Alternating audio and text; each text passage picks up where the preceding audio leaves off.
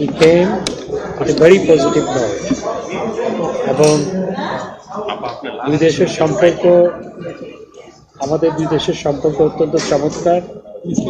আমাদের বহুমাত্রিক সহযোগিতার ক্ষেত্র রয়েছে এবং একই সাথে গত 53 বছরের আমাদের অভিযাত্রায় মার্কিন যুক্তরাষ্ট্রের গুরুত্বপূর্ণ ভূমিকা রয়েছে আমাদের জাতির পিতার স্বপ্ন বাস্তবায়নে, আমাদের স্বাধীনতা যুদ্ধের শহীদদের স্বপ্ন বাস্তবায়নে।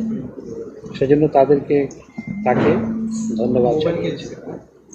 এবং আপনারা জানেন যে মাননীয় প্রধানমন্ত্রী পরপর চতুর্থবার এবং পঞ্চমবারের মতো সরকার গঠন করার পর মার্কিন প্রেসিডেন্ট তিনি মাননীয় প্রধানমন্ত্রীকে অভিনন্দন জানিয়েছিলেন এবং সম্পর্ককে ভিন্ন মাত্রায় নিয়ে যাওয়ার অভিপ্রায় ব্যক্ত করেছেন।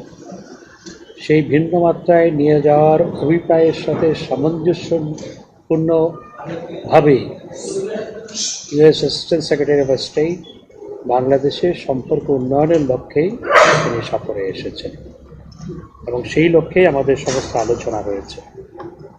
এবং আমি তাকে ইউএস কিন্তু আমাদের দেশে সিঙ্গেল কান্ট্রি হিসাবে US is the biggest destination of our export এবং ইউএস আমাদের দেশে সিঙ্গেল কান্ট্রি হিসেবে হাইয়েস্ট ফরেন ইনভেস্টর, আমাদের দেশে বিগেস্ট ফরেন ইনভেস্টর এখন পর্যন্ত।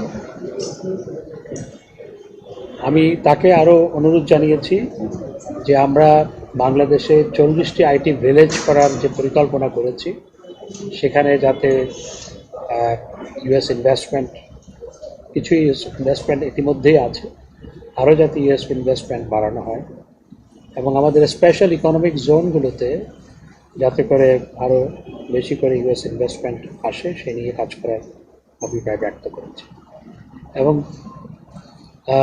তাকে অনুরোধ জানিয়েছি।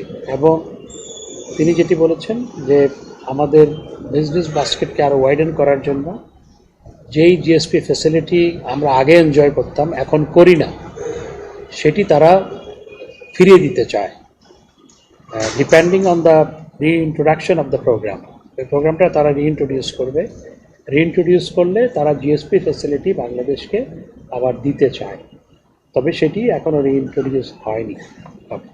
তবে সেই জন্য আমাদের লেবার পলিসিটা একটু রিভিউ করতে হবে, যেটা আমরা রিভিউ করছি এবং সেই নিয়ে গতকাল মাননীয় আইনমন্ত্রীর সাথে তার বিস্তারিত আলোচনা হয়েছে নৈশভোজের সময়। এবং একই সাথে তিনি আমাদের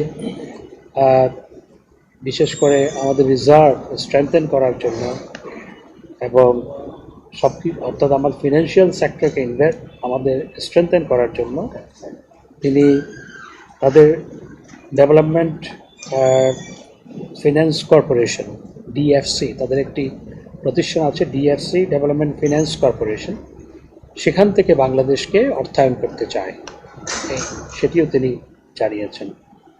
এবং একই সাথে আমাদের ট্যাক্সেশন সিস্টেমকে আধুনিক করার জন্য, যাতে আমাদের দেশে মাত্র 25 লক্ষের মতো 25 কি 27 লক্ষ মানুষ ট্যাক্স দেয়, অথচ কয়েক কোটি মানুষ ট্যাক্সের জন্য এলিজিবল কিন্তু ট্যাক্স দেয় না।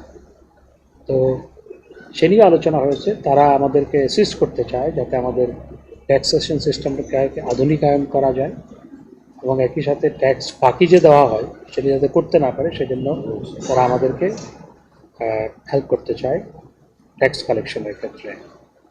এবং আমি তাকে অনুরোধ জানিয়েছি, যেহেতু আমরা 2026 সালে এলডিসি থেকে ডেভেলপিং কান্ট্রিতে বা মিড ইনকাম কান্ট্রিতে আমরা গ্র্যাজুয়েট করতে যাচ্ছি। আমরা অলরেডি সমস্ত প্যারামিটার ফুলফিল করেছি আরও 2 বছর আগে, কিন্তু অফিসিয়াল গ্র্যাজুয়েশন হবে 2026 সালে। সেটার পর এখন যে এক্সিস্টিং ফ্যাসিলিটিস আমরা ইন্টারন্যাশনাল ট্রেড অ্যান্ড কমার্সের ক্ষেত্রে এনজয় করি সেগুলো অনেক কিছু আমাদের থাকবে না। সেই চ্যালেঞ্জ মোকাবেলা করার ক্ষেত্রে তাদের সহযোগিতা চেয়েছি এবং আমরা যে ইউরোপিয়ান পার্টনারদের সাথেও, অর্থাৎ European union, member state of European union এবং অন্যান্য ইউরোপিয়ান কান্ট্রিগুলোর কাছে যে সেটি চেয়েছি সেটি তাকে জানিয়েছি যে 29 সাল পর্যন্ত অনেক সুবিধা আমরা অর্থাৎ গ্র্যাজুয়েশনের পর 3 বছর পর্যন্ত আমরা এনজয় করব, সেটিকে 2032 সাল পর্যন্ত আমাদের সাপোর্ট দেওয়ার জন্য তাকে অনুরোধ জানিয়েছি। তিনি বলেছেন বাংলাদেশের সাথে সম্পর্ককে বিস্তৃত করার জন্য তারা বাংলাদেশের পাশে থাকবে। একই সাথে বঙ্গবন্ধুর আত্মস্বীকৃত খুনি রাশেদ চৌধুরীকে বাংলাদেশে ফেরত পাঠানোর বিষয়ে আলোচনা করেছেন। তিনি বলেছেন বিষয়টা আসলে জাস্টিস ডিপার্টমেন্টের হাতে, হুইচ ইজ ইন্ডিপেন্ডেন্ট, এবং সেখানে ইউএস স্টেট ডিপার্টমেন্ট ও হোয়াইট হাউসের কোনো অধিকার নেই বা তারা কোনো কিছু করতে পারে না।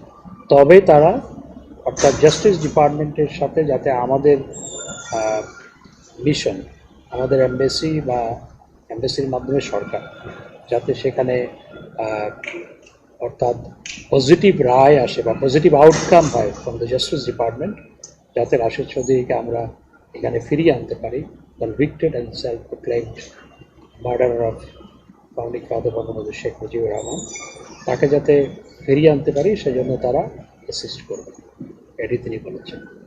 এছাড়া তাদের ইন্টারেস্ট আছে যে বাংলাদেশি ছাত্ররা যাতে আরও ব্যাপকভাবে ইউএসএতে যায়, পড়াশোনা করতে পারে, এবং ওমেন এম্পাওয়ারমেন্টের ক্ষেত্রে তারা আমাদের সহযোগিতা করতে চায়।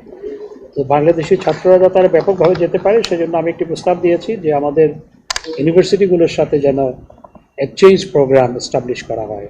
আমরা অস্ট্রেলিয়ার একটি বিশ্ববিদ্যালয়ের সাথে আমাদের দেশের চট্টগ্রামের একটি বিশ্ববিদ্যালয়ের এক্সচেঞ্জ প্রোগ্রাম হয়েছে, প্রিমিয়ার ইউনিভার্সিটি চিটাগংয়ের সাথে অস্ট্রেলিয়ার একটা লিডিং ইউনিভার্সিটি এক্সচেঞ্জ প্রোগ্রাম চালু হয়েছে। অলরেডি ফার্স্ট ও সেকেন্ড ব্যাচ অলরেডি চলে গেছে, অর্থাৎ 1 বছর এখানে পরে 2 বছর অস্ট্রেলিয়া। এরকম যাতে ইউএস ইউনিভার্সিটিগুলোর সাথে আমাদের দেশের বিভিন্ন ইউনিভার্সিটির এরকম প্রোগ্রাম এস্টাবলিশ করা যায় সে নিয়ে আলোচনা করেছে। এবং একই সাথে আরও অন্যান্য বিষয়ে আলোচনা হয়েছে। সবচেয়ে বড় কথা হচ্ছে তারা বাংলাদেশের সাথে সম্পর্ক আরও ঘনিষ্ঠ করতে চায়, আমরাও করতে চাই, এবং তিনি এসেছেন সম্পর্ককে এগিয়ে নিয়ে যাওয়ার লক্ষ্যে এই সফরে এসেছেন।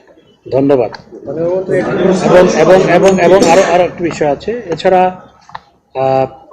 আমি তাকে ধন্যবাদ জানিয়েছি আমাদের দেশে যে forcibly displaced people from Myanmar, Rohingya জনগোষ্ঠীকে যারা বাংলাদেশে আশ্রয় নিয়েছে, আমরা আশ্রয় দিয়েছি, আমাদের প্রধানমন্ত্রী আশ্রয় দিয়েছে, তাদেরকে যে হেল্প করছে সেজন্য তাকে ধন্যবাদ জানিয়েছি।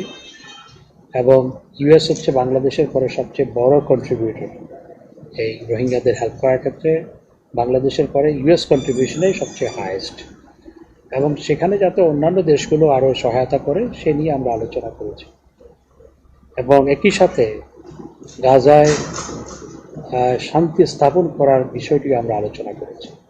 তিনি বলেছেন ইউএস অত্যন্ত টায়ারলেসলি তারা কাজ করছেন যে যাতে গাজায় যুদ্ধবিরতি কার্যকর হয়, এবং তিনি আমাকে যেটুকু বলেছেন আমরা আশাবাদী।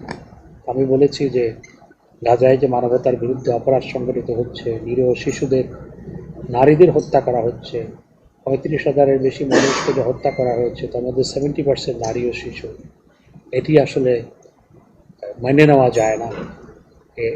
এটা আমি বলেছি যেটি যে টেলিভিশনে যখন এগুলো দেখি তখন টেলিভিশন আর দেখা কন্টিনিউ করতে পারি না, সেখানে শান্তি স্থাপন করা দরকার। তিনিও আমার সাথে একমত যে সেখানে শান্তি স্থাপন করা প্রয়োজন, এবং তিনি যেটি জানিয়েছেন secretary of state mister Blinken, তিনি গাজায় যুদ্ধবিরতি কার্যকর করার জন্য তিনি টায়ারলেসলি কাজ করছেন।